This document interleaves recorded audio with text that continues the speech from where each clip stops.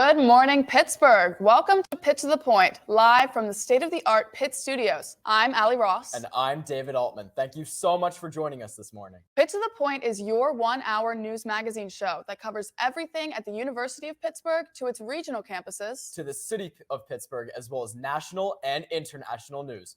We'll be covering everything from entertainment, politics, and sports. And we'll be sure to keep you updated on all things Pittsburgh, all the way to the point. We begin this morning with chaos, confusion, and a day many children may never forget. Two high schools in Oakland, Central Catholic and Oakland Catholic, were forced into lockdown on Wednesday after false 911 calls described active shooters in the building. The University of Pittsburgh and Carnegie Mellon University went on lockdown as well, restricting entry and exit to university buildings.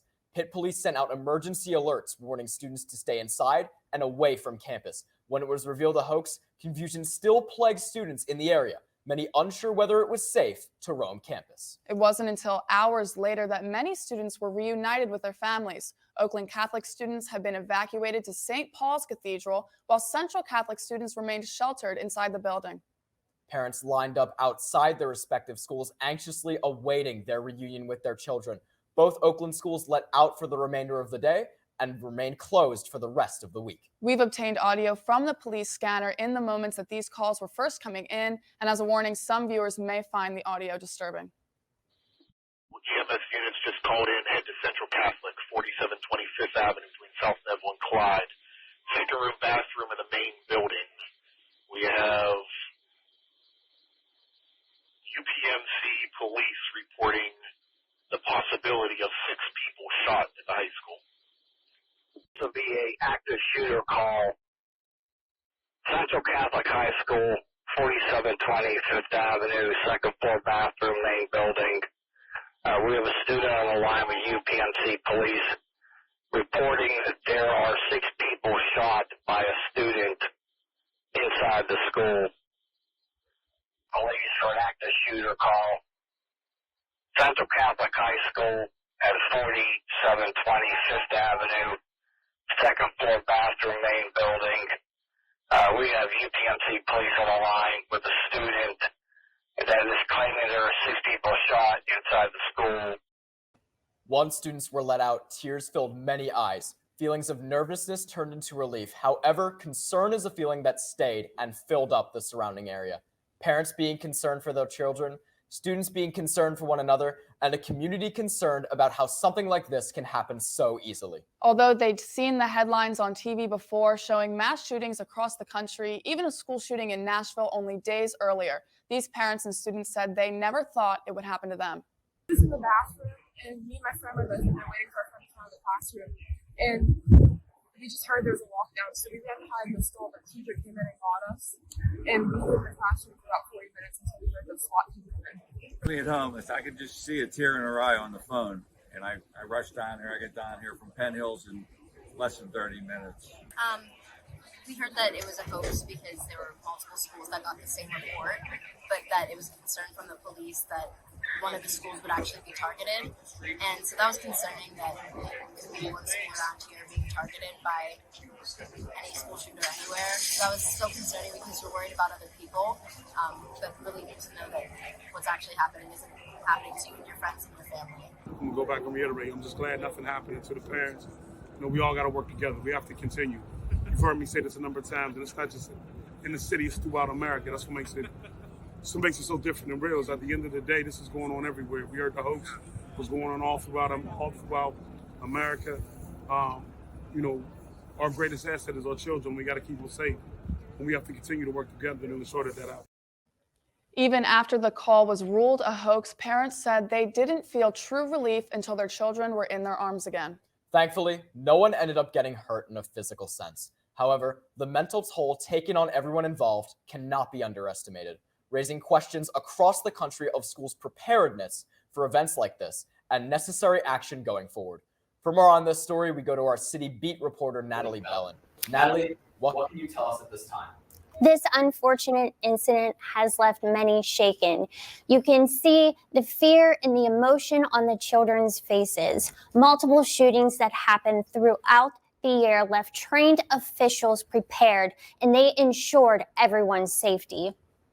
Pittsburgh Bureau of Police were dispatched to Central Catholic for a report of an active shooter with indications of multiple people down. Within a minute, we were notified that there was no active shooter at Central Catholic.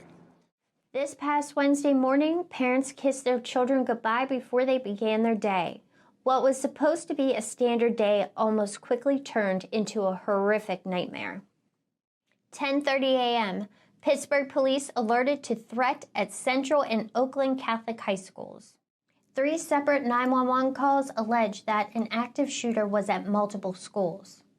10:45 a.m., dozens of police officers, firefighters, EMS crews were deployed. 11 a.m., Pittsburgh police cleared the high schools where students had been in shelter in place for 25 to 30 minutes. The PA State Police tweeted, "At this time, all claims in these calls have been determined to be false. The investigation is ongoing." Pittsburgh Mayor Ed Gainey was live on the scene of chaos at Central Catholic High School. He commented on his thankfulness that nothing dangerous had occurred at the local Pittsburgh high schools. Thankful that nothing major happened. That's number one. Just being thankful that nothing really occurred. We know that this environment we in today, that anything was liable to happen, and the bottom line is nothing happened. I want to thank all my public safety departments. I thought they did a phenomenal job. All the rest of law enforcement that came out to really make sure that the scene was secure. At the end of the day, this is going on everywhere. We heard the hoax was going on all throughout America. Our greatest asset is our children. We got to keep them safe, and we have to continue to work together to ensure that happens. Central Catholic and Oakland Catholic were targeted among multiple schools across the state by computer-generated swatting calls. The mayor's office issued a statement for Pitt to the Point. Pittsburgh, today I am grateful for the safety of our children and thankful for the quick response from our public safety bureaus. Our children shouldn't be afraid to go to school, and parents shouldn't be afraid to send them there. Our Bureau of Police is working with state and federal partners to determine where this call originated from and to identify the people responsible for this senseless fear-mongering. This is not an isolated incident. Swatting hoaxes across the nation. In Pennsylvania, Oakland Catholic, Central Catholic, Hopewell, Laurel Highlands, Chalfont, Altoona, Bellefonte, Hollidaysburg, Erie, William Allen, Catasauqua, Lehighton, Newcastle. Other states impacted: Minnesota, Nebraska, Kansas, Utah, Missouri, Rhode Island, Ohio, Iowa, Georgia, Massachusetts, Colorado. So as you can see, this is not a nationwide incident. For Pitt to the Point, I'm City Beat reporter Natalie Bellin. I'm here with Joey, our political reporter. Joey, how can computerized generated swatting calls become a nationwide issue? Well, as you mentioned, you listed off all those states. It has become a nationwide issue. Multiple states have been hit by these AI-generated swatting calls. And it's part of a general theme nationwide and worldwide with the rise of advanced artificial intelligence technology. 911 dispatchers are getting tricked by AI-generated swatting calls. People at home were tricked by photos of the Pope and Donald Trump. Misinformation was bad enough on social media and in politics before, but with the rise of incredibly realistic AI-generated imagery, the lines between reality and fiction are getting more and more blurred with every day.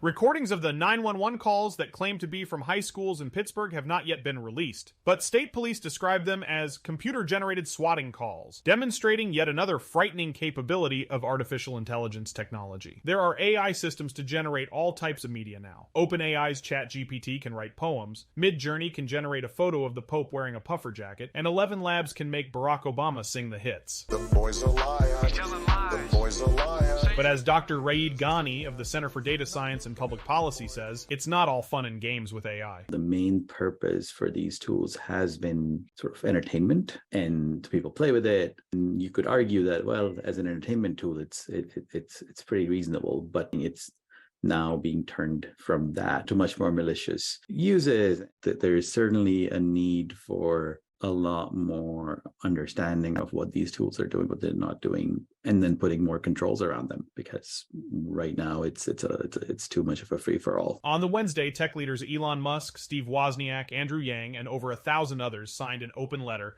calling for a 6-month freeze on the development of advanced AI systems, urging governments to step in if necessary until safety protocols and independent investigators are put in place. I think that's where we need to kind of impose our values onto these systems and have governments help us, because it's not going to be partially because a lot of these systems being trained on whatever is being generated on the internet. We don't really have enough controls on what's being generated, but we can control how it's released, what controls are there, how it's tested. So I think those are all the things we need to do around these types of technologies. There are plenty of researchers trying to use AI for good, like Dr. Ghani and Carnegie Mellon University's Responsible AI Initiative. But it's a balancing act between the potential benefits and dangers. We still want to do the good things people can do, but the danger is that the same technology, when designed for horrible purposes, can make those things worse. And like it's sort of this question of,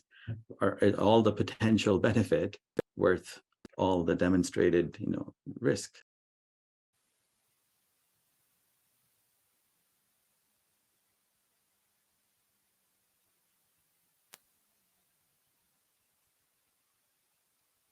By an AI-generated clone of my voice made using 11 labs. That's how advanced these technologies have gotten. That goes to show you why these issues have been taken so seriously by people like Dr. Ghani. That's why those 911 dispatchers were tricked by those AI-generated calls. It's one of the great issues of technology in our generation. But for now, for Pitt to the Point, I've been your political reporter, Joey Tevin. Allie and David?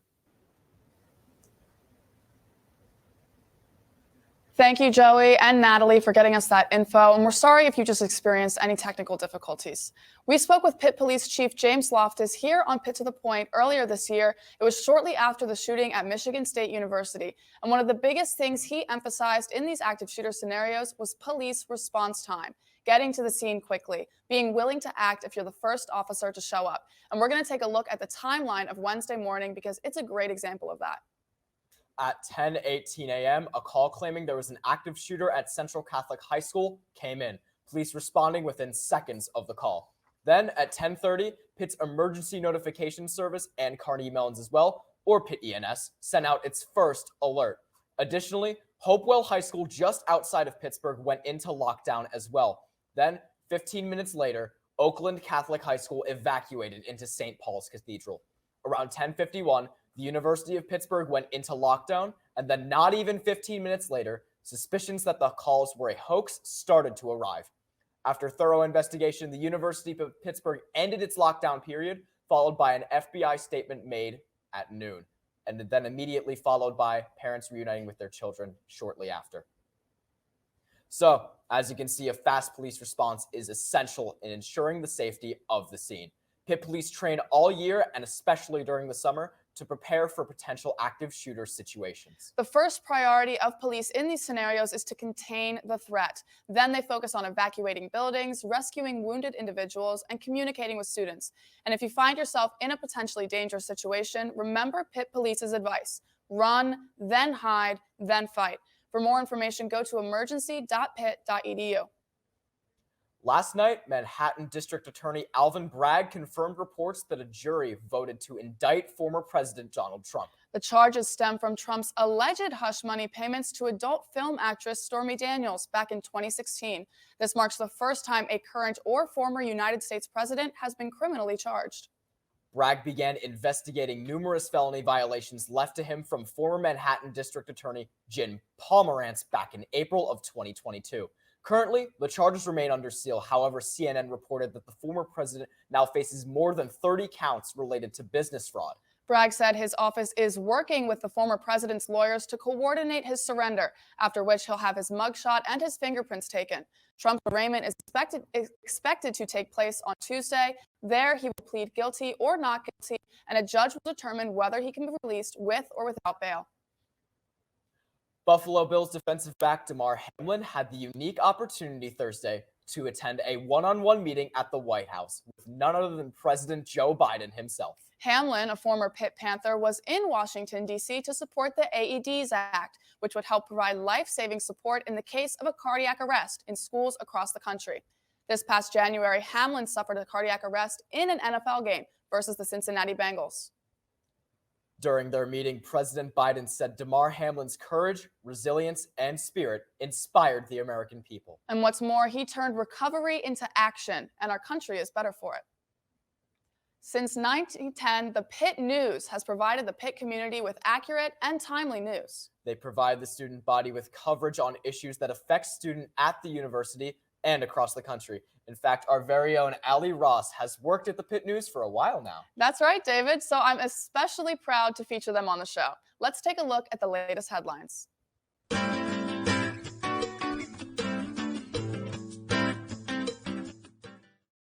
Pitt's women's soccer wins fourth consecutive city game against Duquesne thanks to the strong defense. Pitt's women's soccer defeated Duquesne 3-1 in the third game on its 2023 spring soccer schedule, thanks to their strong defensive performance. With the win, Pitt extends its city game win streak to 4. H2P. Let's go! Next up, we have Love on the Lawn benefit concert celebrates Women's History Month Pitt Pride Week. Pitt Pride Week in Women's History Month offers live music in a variety of genres. Proceeds went to the UPMC's Children Miracle Network in conjunction with Pitt Dance Marathon. Funds also went to Rainbow Alliance and Pitt's chapter of Days for Girls. Last up, we have Pennsylvania Rep. Latasha Mays denounces Pitt for hosting transphobic speakers. Let's hear a quick update by Tanya Babar. Latasha Mays, a Democrat in the Pennsylvania House of Representatives, criticized Pitt for allowing transphobic speakers to come to campus and therefore encouraging harm to trans members of the community. I denounce the transphobic speakers who are here on campus. I condemn the university for doing so, Mays said. My speaking here was planned months ago, but I don't believe this is an accident.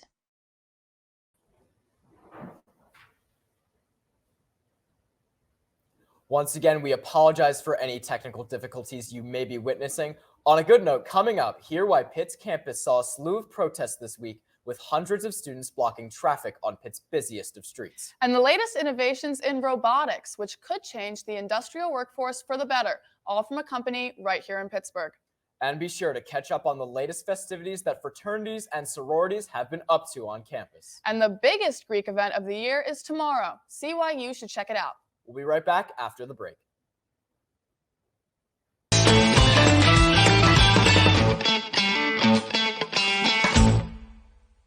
Have you checked out our website yet? Well, if you haven't, give it a look. If you want to see all your Pitt to the Point faves like me and David and stay up on current events, check us out on pittothepoint.com. And if you want to learn more about the magic that happens behind the scenes and see more of our good-looking team, like me and Allie, check us out on social media. You can find us on Instagram and Twitter at Pitt2ThePoint and on Facebook at Pitt to the Point. Check it out.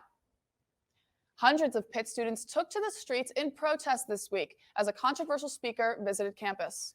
Pitt's Turning Point USA chapter hosted Riley Gaines, a former NCAA swimmer, to discuss transgender athletes in women's sports. Pitt students called on the university to cancel the event, calling it a threat to the trans community in Oakland. However, the university said it must allow the event to go on due to free speech rights. The protest started in Shenley Plaza, and as more and more people gathered, they eventually took to the streets. Protesters occupied the intersection of Bigelow Boulevard and Forbes Avenue for roughly an hour and a half. Meanwhile, Gaines spoke to roughly 70 Pitt students in the O'Hara Ballroom about why she opposes transgender women in women's sports. There is a 10 to 12% performance gap between the most elite male and the most elite female. They both obviously have competed at the highest level. They have the same amount of training. They put in for lack of better words, they put in the same amount of work to compete at the level at which they are.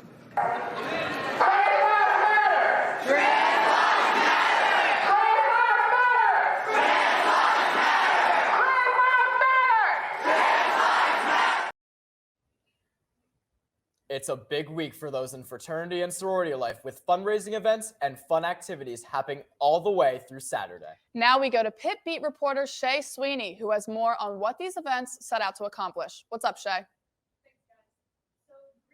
Off this Monday with events all over campus. Pitt's fraternities and sororities are leading fundraising efforts to support local charities and to build a presence on campus. Members of Greek Life are leading guest lectures, donation drives, and performances, all student organized, to really bring themselves together to make memories and to support their community.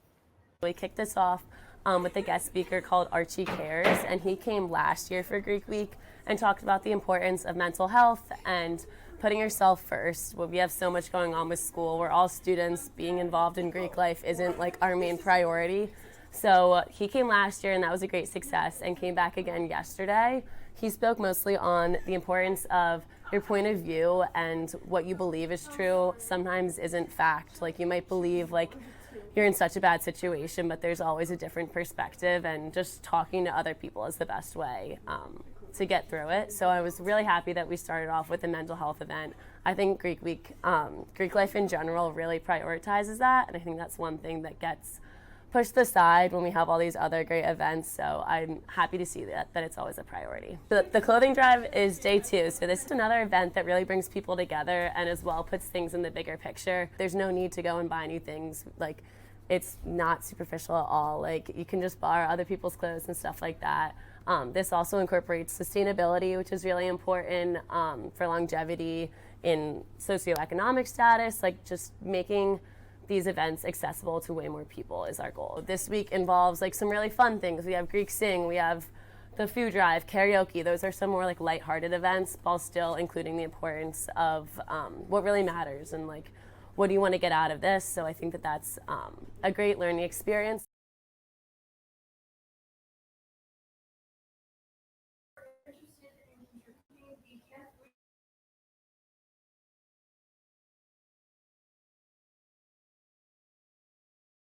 Highlight of Greek Week, Greek Sing, which will happen tomorrow, April 1st, and more information on that is yet to come. For Pitt to the Point, I'm your Pitt Beat reporter, Shay Sweeney. Ali, David. Thanks for that, Shay. Ali, I personally have been having a lot of fun going to the events this week. Yeah, me too, David, but I'm mostly looking forward to kicking your team's butt in Greek Sing tomorrow. You're on.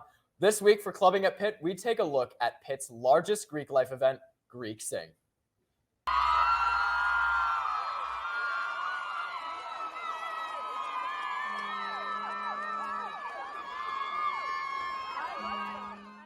Wonder what they're cheering for? The group on stage just finished their 10-minute routine at the 2022 Greek Sing competition. This event caps off Greek Week every year, and the 2023 Greek Sing chair, Talia Kaganovsky, explains its importance to the Pitt community.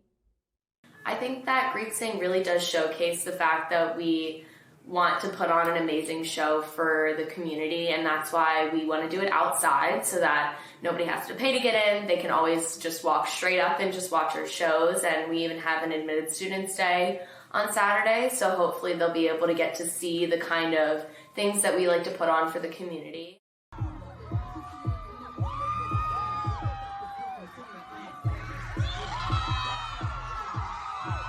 Although these routines are fun and entertaining, there is a lot of hard work that goes into creating these shows. Just watching other teams, it takes them months to prepare. They really do take a lot of time out of their week, usually like 6 to 8 hours a week for a few months, and then building up this week, they're all practicing every single day to make sure that they put on the best performance that they can.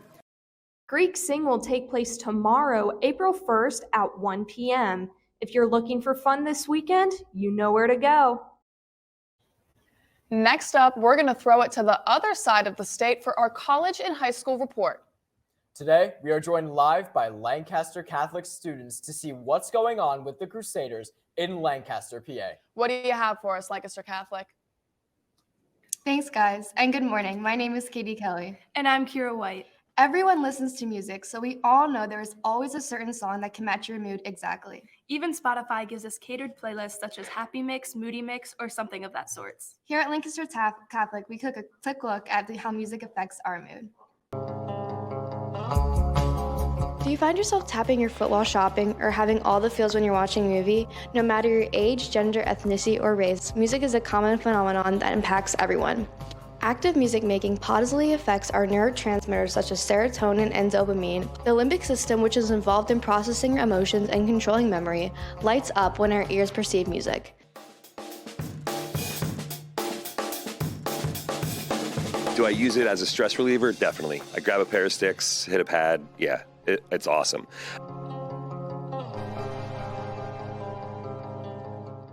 One song will not give everybody the same feeling, and that is the beauty in the diversity of music. I'm Katie Kelly, and this is Lancaster Catholic Morning Show. Knowing that music doesn't only affect how you feel, but also allows people to experience each song in their own way is just one of the many reasons to love music. I've been learning to play guitar, and I know that playing faster-paced music is more enjoyable to me. I definitely prefer to listen to the punk rock genre. There's so much variety, so I can switch it up with my mood. Next time you listen to music, take a second to think about how it changes your mood. This has been Lancaster Catholic High School. Back to you guys. Thank you so much for that. Listen, I listened to what you put in, and it was the song In My Head by Bedroom, and I gotta say, that's one of my favorite songs, and just, thank you for giving me that this morning. Yeah, good taste. I also hear that you guys have a little tradition where you play music in the hallways. I had at my high school. Can you tell us about that? Yeah, so usually we do it around Christmas time, and you can definitely see the mood in the hallways change a little bit. Everybody's a little bit more happy. For sure, yeah. Last year, the seniors even played music on their speaker on their last day of school. It definitely gave us all kind of a nostalgic feeling, kind of feel bad for them leaving, but it's kind of sad to see them go. But definitely it brings me back to this time of year now that we're going to be seniors and leaving soon. So definitely uplifting mood for sure. For sure. We had the same thing on Fridays. Thank you so much for joining us this morning. Thank you. Thank you, guys. Combining safety and efficiency in the workforce can be a challenge for most companies, but one company known as Sarcos has it down to a science. The Lawrenceville-based company uses robotics to improve both the safety and efficiency of the industrial workforce. For more on this, we go to our business and tech reporter, Aiden. Aiden? The 2000s, the digital era, the new millennium. A time seemingly characterized by the relationship between humans and digital technology. Jürgen Pedersen is the COO of a company that's revolutionizing that relationship by improving the safety and productivity of industrial workers across industries, ranging from forest and parks management to oil and gas to national defense. The name of this Pittsburgh-based company is Sarcos Robotics. We looked at the physics of biology in developing a lot of this technology, whether it be a human being or whether it be, a kangaroo. Biology is such an inspiration for us to learn from. The company was founded on the premise of, keeping people out of harm's way, like making a positive impact on the world, achieving safety through robotics. And we established a culture of truly people first, because if you get the right chemistry of people together, that's when magic happens. If you take care of people, everything else is a byproduct. Technical success, growth, profitability, opportunity. If you're taking care of your people, then everything else works itself out. And as Carnegie Mellon University's first graduate with a master's degree in robotics, Jürgen is helping to grow the city where he was taught. We are the robotics capital of the world, right? There's many that are trying to claim that, but if you look at the breadth of capability related to robotics in Pittsburgh, it's phenomenal. History proves that innovation brings dread. But in the words of Aristotle, horror vacui. Nature abhors a void, right? We're human beings. We change, we evolve. The jobs change. It's exciting to think about that. I have no idea what jobs look like 100 years from now. Pedersen tells us that robotics can and eventually will infiltrate all industries. And he wants to remind us not to resist or to be afraid of this change, but to embrace it as an opportunity for growth as a society. And in the meantime, we here at the University of Pittsburgh will keep you updated on all the latest. For business and technology reporting with Pitt to the Point, I'm Aiden Dean Dunn. Allie, David? Thank you, Aiden. Coming up, the Panthers put up some impressive numbers at Pitt's Pro Day this Wednesday. See who stood out amongst the crowd. And continuing with sports, we see our very own Pitt wrestler rose to the top of the NCAA charts. Stay tuned.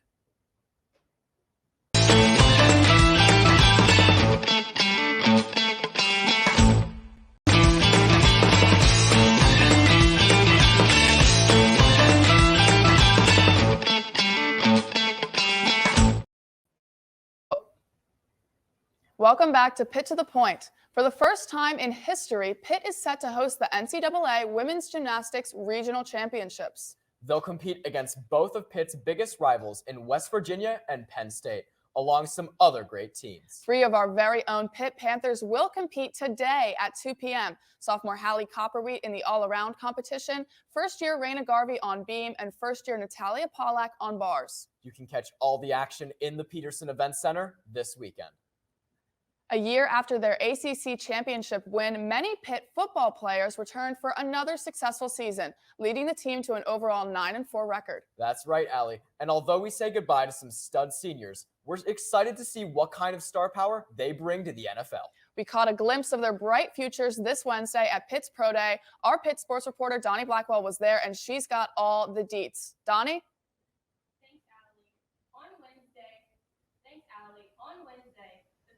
Held their NFL Pro Day at the UPC Mini Sports Complex. With all 32 teams in attendance, the players were able to perform and showcase their talents. The Panthers had a total of 13 players representing, and it's possible that these players opened many eyes for this program. Pitt had an amazing day. These young men showed how this program has prepared them for the big leagues as they hope to fulfill their lifelong dreams. It's just a blessing to be here, number one. And number two, like I said, you're living out your childhood dream. So this is the first step, and we're just waiting for it to be completed. After missing the combine, running back Izzy Abanikanda had to show scouts that Pitt breeds talent. Today was like just a day for me to show out. You know, I was motivated after not participating in the combine. So I know today was a big day for me, so I just wanted to show out my breakaway speed because a lot of people still thought like I couldn't really break away, so I really wanted to show them my 40. Facing doubts about his size, defensive tackle Kalijah Cansey completed a 6.8 in his 3-cone drill, making his time one of the fastest if done at the combine. They thought I was 5'10". I came in 6'1", 283, and I kind of surprised a lot of people. The height is, it don't matter to me, honestly. Playing defensive tackle, you got to play with great pad level. No defensive lineman play at 6'7". I mean, you gotta bend at the point of attack. You gotta play with good footwork, good pad level, or you're gonna get moved around. These young men proved how Pitt produces great talent. As they go into the NFL, they will always remember that Pitt is home. It does, but I mean, I think a school like this was done so much for me, done so much for me. Like family, this school is family forever. My chapter at Pitt here is done, but in NFL, a new journey arrives.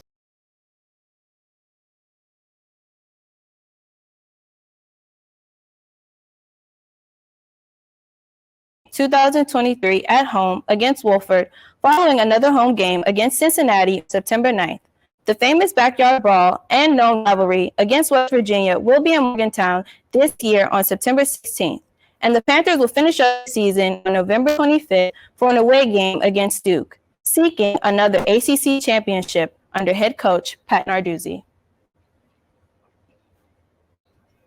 As these former Panthers wrap up their journey here at Pitt, the 2023 NFL Draft will take place April 27th through the 29th in Kansas City. We look forward to hearing these Panthers' names called that weekend and seeing their dreams flourish. For Pitt to the Point, I'm Pitt sports reporter Donnie Blackwell. Josh, how are things going in the city? Thank you, Donnie. For years, the Pittsburgh Pirates have been mired in futility, but with a brand new baseball season upon us, the Buccos are ready to beat the naysayers and have a great season. With a great young core of talent and newly acquired veterans, let's see how they fared in their season opener at Great American Ballpark.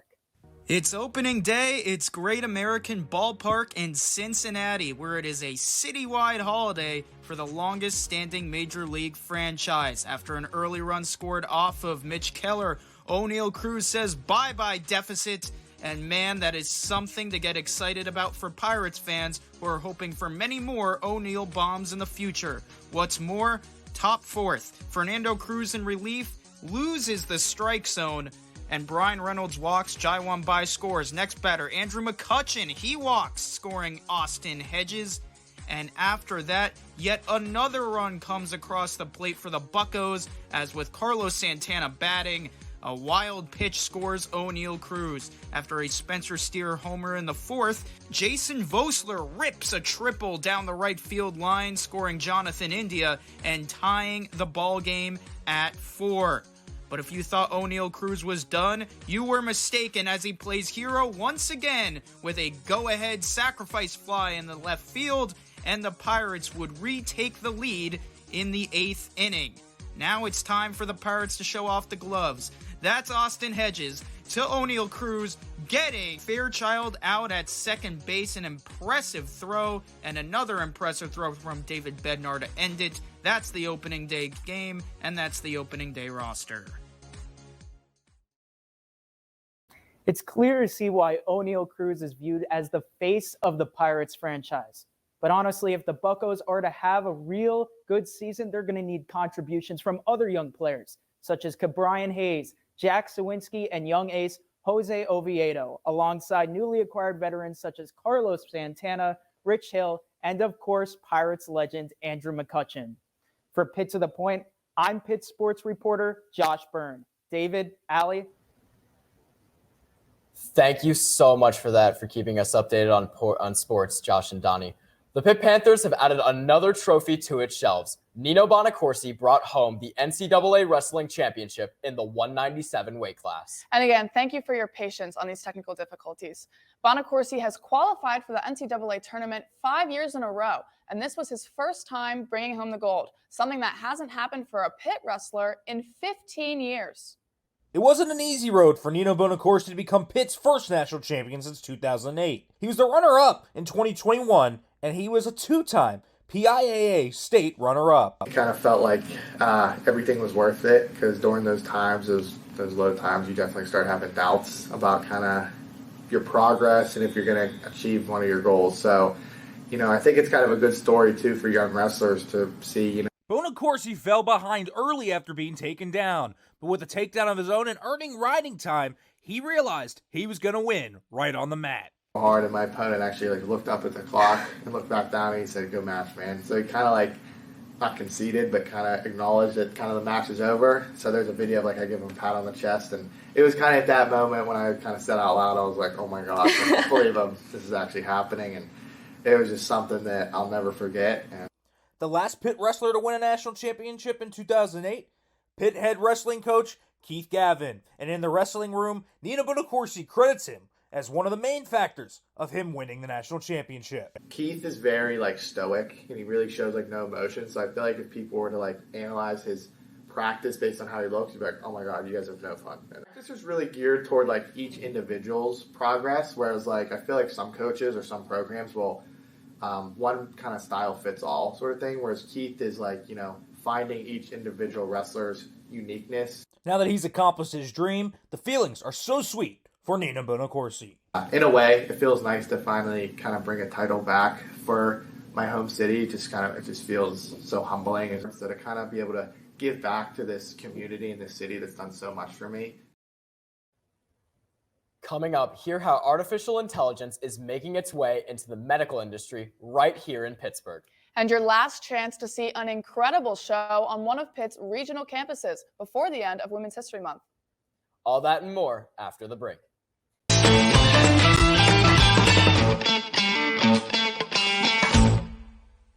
Notably, UPMC's partnership with company Abridge is improving patient-to-doctor communication, helping save time and bettering healthcare outcomes overall. For more on the story, here's our Medical Minute with Anthony Siki. Anthony? Thanks, guys. Artificial intelligence is slowly working into every single facet of our lives, especially what is called generative artificial intelligence, with programs such as ChatGPT really being the frontrunner for programs like these. Now, a local company saw a way to use similar systems in our medical world right here in Pittsburgh's UPMC hospitals, helping doctors save a significant amount of time. Artificial intelligence is becoming part of our everyday lives, from cars that drive themselves to facial recognition to open up our phones. Similar technology is entering the medical world, especially right here in Pittsburgh. UPMC hospitals are implementing a new artificial intelligence technology system to help their doctors save time. The system being developed by the local company Abridge uses what is called generative AI to create summaries and clinical notes for doctors. Now, I know all of that may have sounded like a science fiction movie, but let me explain. Generative artificial intelligence creates things, hence the term generative. It uses a set of algorithms to create new content such as this conversation with ChatGPT, or these images thanks to OpenAI's DALL-E. For as realistic as they are, they still seem a little bit off. These hallucinations, as they're called, caused concern for using generative AI in medical settings where precision could be the difference between life and death. This is why applications such as ChatGPT are not currently used in diagnosis. With the low risk factor associated with the implementation of Abridge's system, UPMC saw a way to improve its operational systems and save its doctors about 2 hours every day. Abridge's system is becoming available for thousands of employees at UPMC in the near future, helping doctors create clinical summaries and notes simply by talking with their patients.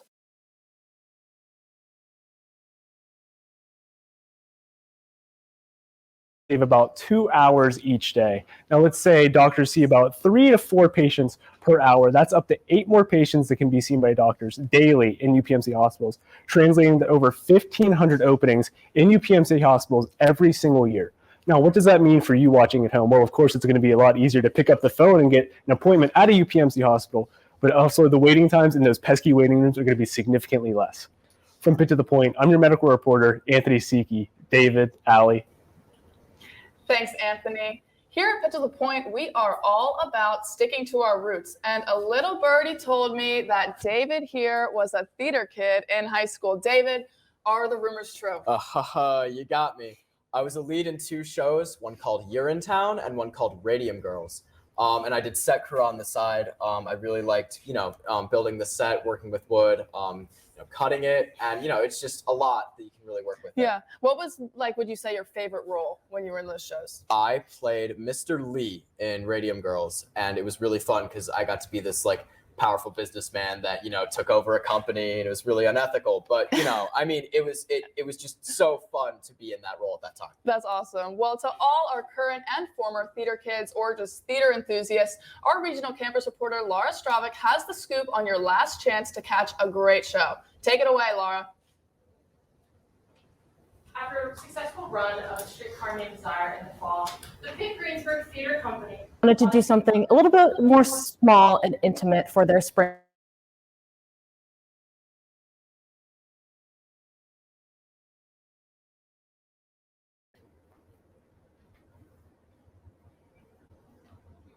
The Heinz. Talking With is a play unlike most plays. It's comprised of 11 individual monologues, all told by different women. This popular college campus production is getting reimagined at Pitt Greensburg for their spring theater production. I am Christina Albeck. I'm a she, her, hers. I am the director of theater and professor of theater, assistant professor of theater at University of Pittsburgh at Greensburg. This is a very different kind of production because it is a series of monologues. It's like a bunch of little mini plays. Well, it's a small campus, right? It's a very small campus. So there aren't a lot of, compared to, the large campus, there aren't a lot of students, right? But I, prefer that because then your students, you know what they can do, how they act, how you can challenge them, their boundaries, right? That's what's great about working at a small campus like this, right? The end of March coming up, Pitt Greensburg's take on Talking With coincides with the end of Women's History Month and aims to give a voice to more women's stories. Talking With's opening night happened last night, but there's still a few chances to go and catch the show. You can go to the Ferguson Theater in Pitt Greensburg tonight or tomorrow night at 7:30 p.m. or catch it on Sunday, April 2nd at 2:30 p.m. Tickets are $5 at the door cash, and you don't want to miss it. From Pitt to the Point, I'm on-campus reporter Laura Strack. Allie, David? Thanks, Laura. Allie, it's always good to hear from Greensburg and what's happening over there. You know, maybe I should go down there, revive my theater career. What do you think? Oh, yeah. I think I'll stick to cheering you on from the wings, but I think you should go for it. Fair, fair. Make sure to stick with us after the break, where we give you a glimpse into Pittsburgh's past. And this university had an alumni appear on Jeopardy this week. David? What is the University of Pittsburgh? That's right. Don't miss it.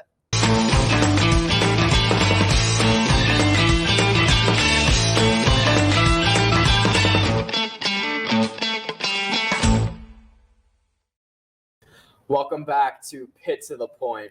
David, do you ever find yourself feeling, I don't know, nostalgic? Oh, I think about my childhood a lot. Silly bands, iCarly, that one uncle I saw at my family reunion but then disappeared and I never heard from again for some strange reason. You know, the good old days.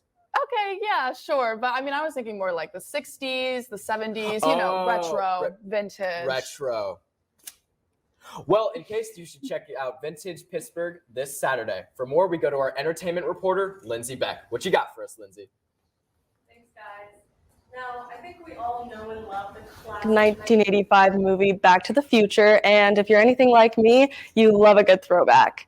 Well, this Saturday, you'll get the chance to go back in time for the day and maybe even take some retro finds back home with you, because the Heinz History Center is hosting the 9th annual Retro Fair Vintage Pittsburgh. Let's take a look at why this fair is so special and what to expect. The Heinz History Center, the oldest cultural institution in Western Pennsylvania, promotes a mission to engage and inspire large and diverse audiences through programs that enable links to the past, understanding the present, and guidance for the future. Well, this Saturday, the Vintage Pittsburgh Fair will be up and running at Heinz History Center for community members and retro enthusiasts to shop till you drop, while exploring all of what the Heinz History Center has to offer. This event is packed with over 45 local vendors selling vintage goods that range from clothes to accessories to vinyl records and more. We are always trying to make history relevant at the History Center. I mean, that's we want to connect what's happened in the past to what's happening today. Programs allow us to do that. Admission to the fair is included with a ticket to the Heinz History Center and is free for Heinz History Center members.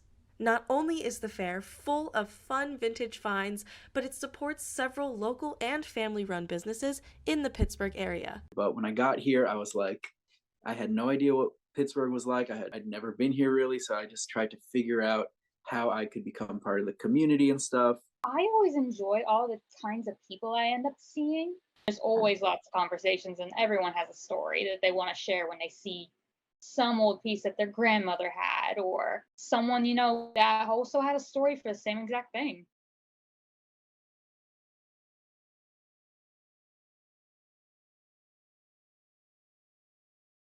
Finds that this vintage fair is going to bring out this year. If you want more information and to grab some tickets, go ahead and get online and go to their website at heinzhistorycenter.org. I can't wait to see what this fair is going to bring out, and I'll throw it back to you guys. I'm your entertainment reporter, Lindsay Beck. Allie, David. Thanks, Lindsay. Hey, Allie, are you following us on social media? Oh, yeah. I cannot get enough of the Instagram. I just love stalking it, seeing everyone's beautiful faces all the time. Well, in case you missed it, check us out on Instagram, Twitter, and Facebook. Just search Pitt to the Point, and you'll arrive at your destination. When we come back, this woman just could have gotten her start at Hems Trivia, and now she's made it to the big leagues. That's right. We'll be right back. They come here, forged in the spirit of change, pushing to answer the questions, and then questioning the answers, embracing each challenge as fuel for reinventing the world. Because here, leadership, courage, creativity.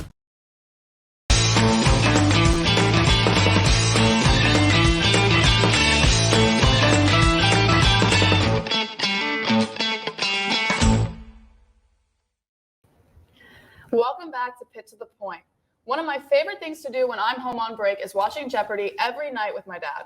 And I bet you shout out all the answers even before the question's done being read. Okay, yeah, guilty as charged. But that's why I'm especially excited for this Pitt alum who had her chance to shine on Jeopardy earlier this week. Let's take a look at our alumni spotlight.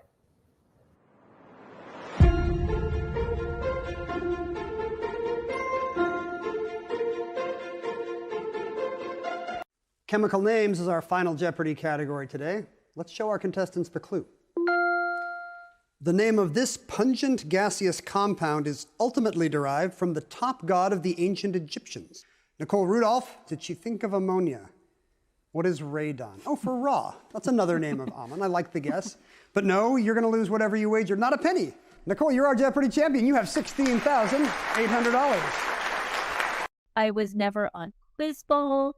I never did a trivia team. It just kind of grew out of after I had my kids, and when kids are little, you're often at home.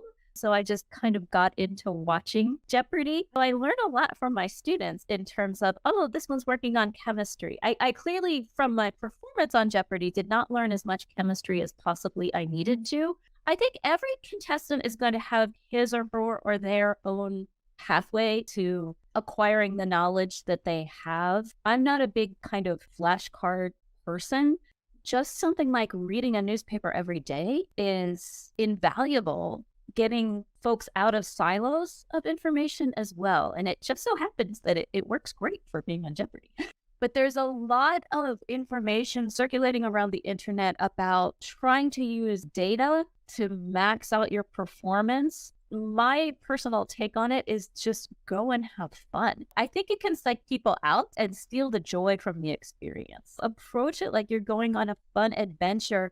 Nicole Rudolph also highlighted the invaluable opportunity of study abroad. Why memorize, different currencies when you can go to the places and you know what they are? Those kinds of experiences aren't available to all students everywhere. So be excited and look for adventures wherever they can find them.